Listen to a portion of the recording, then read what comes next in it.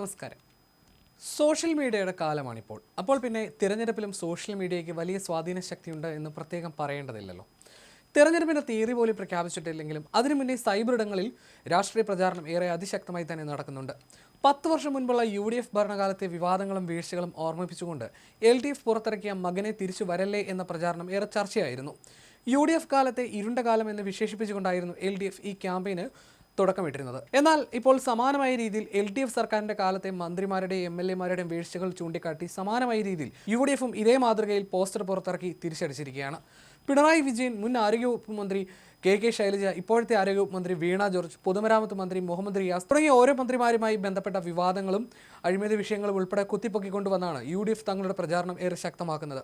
അതിൽ ചില പോസ്റ്ററുകൾ ഇങ്ങനെയാണ്: മകനെ മടങ്ങി വരരുത് എന്ന് കുറിച്ച് പിണറായിയുടെ ചിത്രം നൽകി അതിന് താഴെയായി പ്രളയ ഫണ്ട് വരെ തട്ടിച്ച പിണറായി കാലം, മകളെ തിരിച്ചു വരയില്ലേ എന്ന് കുറിച്ച് ചുവടെ KK ശൈലജയുടെ ചിത്രം നൽകി കോവിഡ് കാലത്ത് വരെ കൊള്ള നിർത്തിയ ശൈലജ കാലം, തലയിൽ മുണ്ടിട്ട് പോയി PM ശ്രീ ഒപ്പിട്ട ശിവൻകുട്ടി കാലം, കോടതിയിൽ നിന്നും പ്രതിയുടെ ജട്ടി വരെ കക്കുന്ന ആന്റണി രാജു കാലം, ഭരണപക്ഷ MLA-യുടെ മകനെ വരെ ലഹരി മാഫിയ കവർന്നെടുത്ത പിണറായി കാലം, റോഡിലെ U-ടേൺ വരെ ഉദ്ഘാടനം ചെയ്ത ഗതികെട്ട രാജീവ് കാലം, പാലങ്ങൾ പൊളിഞ്ഞ് തൊഴിലാളികൾ കൊല്ലപ്പെടുന്ന മരിമോൻ കാലം, കുടിവെള്ളത്തെക്കാൾ വലുത് മദ്യക്കമ്പനികളെന്ന് പ്രഖ്യാപിച്ച രാജേഷ് കാലം, കെട്ടിടം തകർന്ന് രോഗികൾ കൊല്ലപ്പെട്ട വീണകാലം.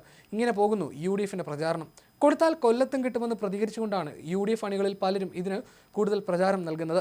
LDF നീക്കത്തിന് മുൻപേ തന്നെ UDFും സമാനമായ രീതിയിൽ സൈബർ പ്രചാരണം ആരംഭിച്ചിരുന്നു. പിണറായി സർക്കാർ കടക്ക് പുറത്ത് ഇനി 90 ദിനങ്ങൾ മാത്രമെന്ന വാചകത്തോടെയായിരുന്നു UDF തങ്ങളുടെ വെബ്സൈറ്റ് തയ്യാറാക്കിയത്. നവകേരള സർവേ ഹൈക്കോടതി റദ്ദാക്കിയതുൾപ്പെടെയുള്ള സർക്കാരിനെതിരായ ജനവികാരം രേഖപ്പെടുത്താൻ UDF സൈറ്റിൽ സൗകര്യമൊരുക്കുകയും ചെയ്തിട്ടുണ്ട്. അഴിമതിയും ഭരണപരാജയവും ഇരുപക്ഷവും പരസ്പരം ആയുധമാക്കുമ്പോൾ വോട്ടർമാരെ സ്വാധീനിക്കാൻ പഴയകാല സംഭവങ്ങൾ കുത്തിപ്പൊക്കുകയാണ് ഇരുമുന്നണികളും.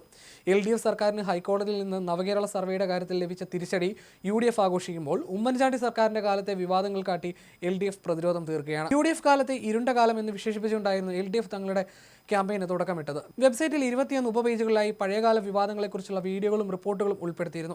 ഗെയിൽ പദ്ധതി, സോളാർ അഴിമതി, പവർ കട്ട്, ലോഡ് ഷെഡിംഗ്, KSRTCയിലെ വെല്ലുവിളി, ബാർക്കോഴ തുടങ്ങിയ പ്രധാന വിവാദങ്ങളെല്ലാം സൈറ്റിൽ പരാമർശിച്ചിട്ടുണ്ട്. ഉമ്മൻചാണ്ടി സർക്കാരിന്റെ 5 വർഷ ഭരണത്തിലെ പോരായ്മകളും ഗെയിൽ, ദേശീയപാത വികസനം, ഇപ്പോഴത്തെ സാഹചര്യങ്ങൾ UDF ഭരണകാലഘട്ടവുമായി താരതമ്യം ചെയ്താണ് വെബ്സൈറ്റ് വിവരങ്ങൾ നൽകിയിരിക്കുന്നത്. അതാത് വിഷയങ്ങളെക്കുറിച്ചുള്ള YouTube വീഡിയോ റിപ്പോർട്ടുകളുടെ ലിങ്കുകളും ലഭ്യമാണ്. ഇങ്ങനെ തുടങ്ങിയ ക്യാമ്പയിനിൽ CPM പിന്നീട് ചെറിയ തിരുത്തലുകൾ ഇന്ന് വരുത്തിയിരുന്നു. മകനെ തിരിച്ചു വരല്ലേ എന്ന ക്യാമ്പയിനിൽ നിന്ന് അന്തരിച്ച നേതാക്കളുടെ ചിത്രങ്ങൾ ഒഴിവാക്കിയായിരുന്നു അവർ പുതിയ കാർഡുകൾ പുറത്തിറക്കിയത്. UDF കാലത്തെ മുൻ മന്ത്രിമാരുടെ ചിത്രങ്ങൾ സഹിതമായിരുന്നു ഇന്നലെ കാർഡുകൾ പ്രചരിപ്പിച്ചിരുന്നത്. എന്നാൽ ഇത് വിവാദമായതോടെ ഇന്ന് പുറത്തിറക്കിയ പുതിയ കാർഡുകളിൽ നേതാക്കളുടെ ഫോട്ടോകൾ പൂർണ്ണമായും ഒഴിവാക്കി. പകരം ഭരണകാലത്തെ വീഴ്ചകളും വിഷയങ്ങളും മാത്രമാണ് ഉൾപ്പെടുത്തിയിരിക്കുന്നത്. അന്തരിച്ച നേതാവ് ആര്യാടൻ മുഹമ്മദ്, മുൻ മന്ത്രി ഇബ്രാഹിം കുഞ്ഞ് എന്നിവരുടെ ചിത്രങ്ങളാണ് ക്യാമ്പയിനിൽ നിന്ന് നീക്കം ചെയ്തത്. കോൺഗ്രസ് നേതൃത്വത്തിലുള്ള UDF സർക്കാർ ഓരോ വകുപ്പിൽ നടത്തിയ അഴിമതികളും മന്ത്രിമാരുടെ വർഗീയ പരാമർശങ്ങളും എല്ലാം വെബ്സൈറ്റിലുണ്ടെന്നും LDF പറയുന്നു.